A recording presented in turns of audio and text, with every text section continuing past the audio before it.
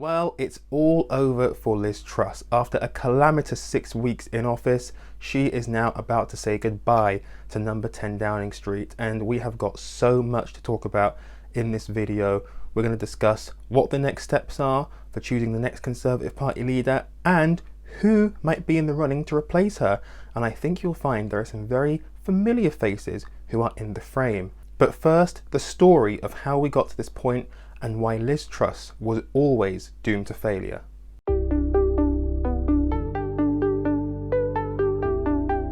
It's fair to say that Liz Truss didn't have the smoothest of starts to her premiership. Just 2 days into the role, after having announced the energy price guarantee, we got the awful news that Her Majesty the Queen had died. And it essentially meant that all government business had to stop for 10 days. As I said, she just announced the big energy price guarantee, which was the centerpiece of her economic strategy to help with the cost of living crisis. That had been announced in the House of Commons. Everyone was digesting all of those details, but then we get the news that the Queen dies and then all business stops. Once everything did start up again, this is where things get interesting, and it's where things began to go wrong for Liz Truss.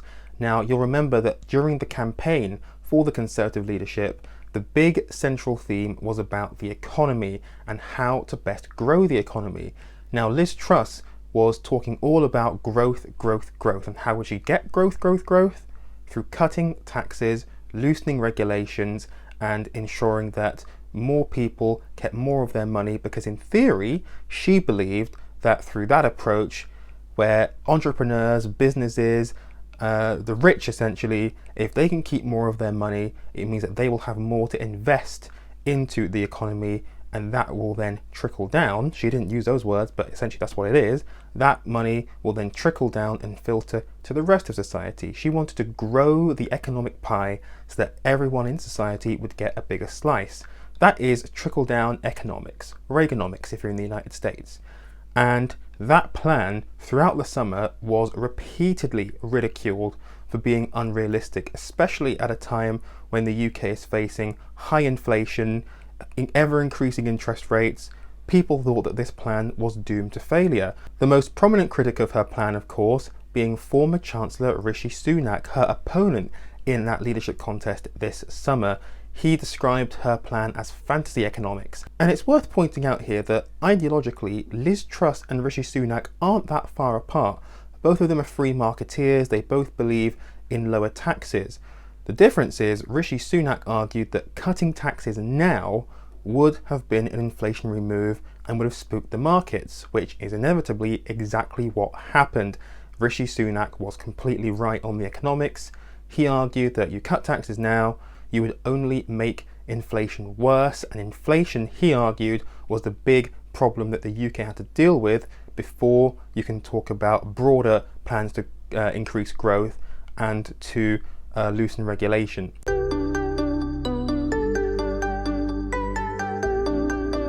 Despite all of the warnings though, Liz Truss's Chancellor Kwasi Kwarteng takes to the floor of the House of Commons on the 23rd of September and announces the mini budget, which wasn't really that small. It had huge amounts of economic news in it. The central planks of this budget though were to cut taxes and to get rid of tons of regulation. He announced that the top rate of income tax for the highest earners, 45 pence, that would be completely scrapped. He also announced that he'd be bringing forward the cut in income tax for most earners from 20 pence to 19 pence. And he also announced that the national insurance rise planned under Rishi Sunak, that would also be scrapped. At the time, these measures did not go down very well, especially when it came to things like cutting taxes for the wealthy, because at a time when so many are struggling with the cost of living, the government was being seen to favour those who were wealthiest whilst not providing enough support for those on lower incomes, despite the fact that the energy price guarantee had been put in place. But as well as the economic and political commentators, the most important people, the most important institution that didn't like this plan were the markets. And they went into absolute freefall. It was absolutely extraordinary. The markets just completely crashed. They didn't like this plan. They thought it was an absolute disaster.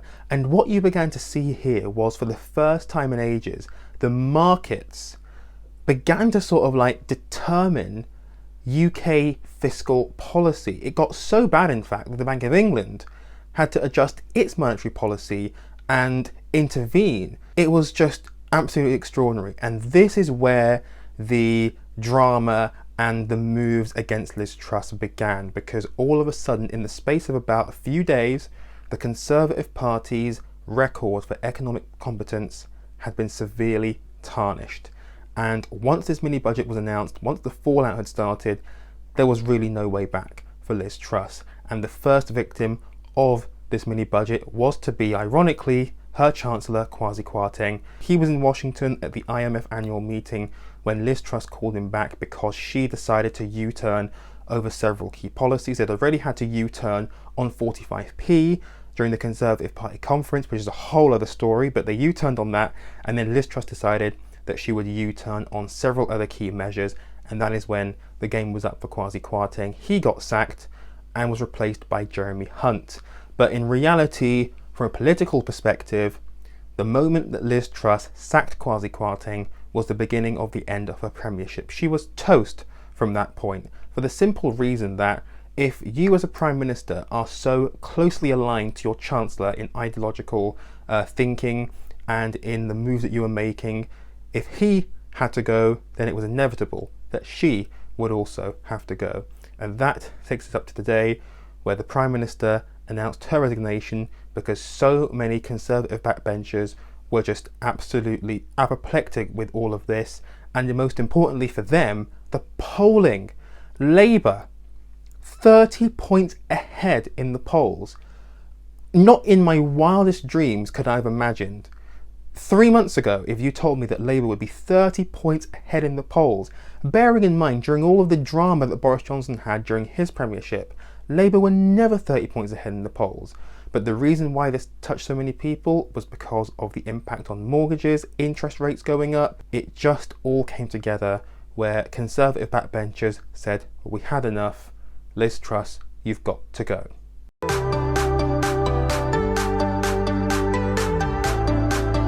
The process for selecting the next Conservative Party leader will be much shorter than the one we saw in the summer.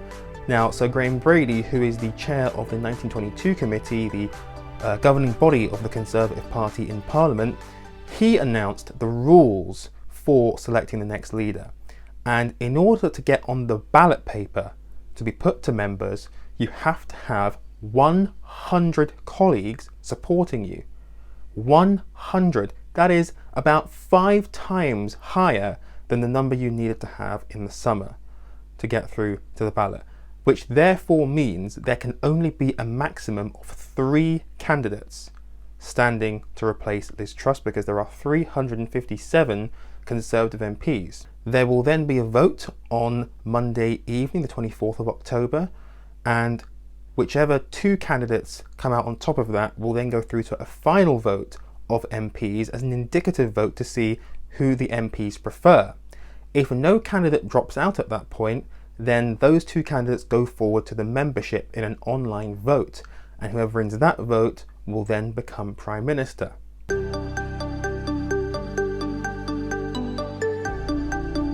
Now this is where things get interesting, because if we take a look at the candidates who are in the frame to run in this contest, it gets juicy.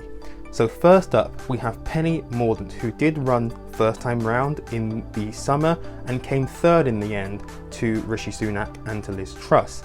She's now the leader of the House. She's the only candidate so far, as of the day I'm recording this Saturday, she's the only candidate to announce that she's standing. And she says she's standing in the national interest and she thinks she can win a general election. She's so far on around 25 MPs.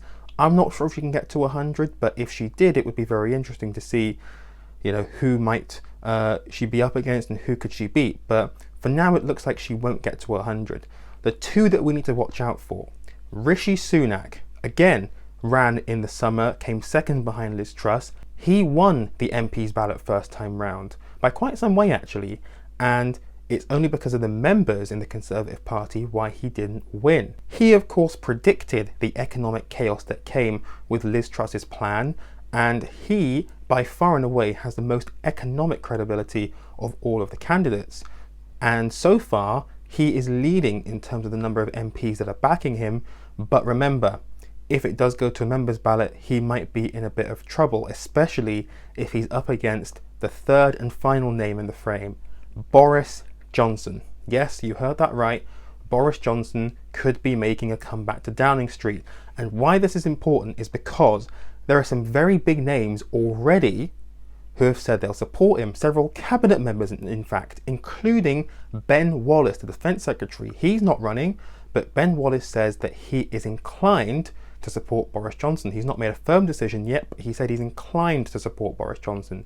You've also got folks like Priti Patel, the former Home Secretary. She is a big Boris backer. Jacob Rees-Mogg, Business Secretary at the moment, he is also a big Boris backer. So there is some momentum behind Boris Johnson, and I guarantee you, if he gets 100 MPs, and the indications are that he is well on his way to getting 100 MPs, if he gets to that number, and if he's in the final two with Rishi Sunak, and it goes to the membership, he will win. That is it. Rishi Sunak will be toast. Game over. Boris Johnson becomes Prime Minister once again. A lot of people will be very unhappy if he became Prime Minister again because of all the scandals, Partygate, Owen Paterson, Chris Pincher, general issues with his suitability for office. It would be a mess. But if you're a Conservative MP and you're in the Red Wall, you're thinking to yourself, hang on a second, how am I going to win my seat back in the next general election? Who would be the best candidate to win my seat back? And that answer might just be Boris Johnson. There are people at the moment who are currently planning to vote Labour who could switch their vote to the Conservatives if Boris Johnson becomes Prime Minister. But there are lots of people in the Labour Party who are salivating at the prospect of Boris Johnson taking office once again because they think he is damaged goods and they think that they could easily beat him at the next election, especially on top of the mess that Liz Truss has caused. Is Boris Johnson the right person to fix that mess? Labour don't think so, and Labour think they would have a really good chance against him at the next election. Unlike in the summer though, this contest will all be wrapped up within the space of a week. By Friday, the 28th of October, we will know who Britain's next Prime Minister will be. A general election isn't due until 2024, but there are going to be big calls made to have an election due to all of the economic chaos that we've seen and the fact that the Conservatives will have changed leader yet again without having a mandate from the British people. That is a big concern amongst some in the country. But of course, if you're a Conservative MP and you're seeing that Labour are 30 points ahead, you are not going to be a turkey voting for Christmas. You're going to want to hang on to your seat for as long as possible. This is definitely something to keep an eye on because the outcome of this election won't just have huge implications for the Conservative Party, but it will have huge implications for the country.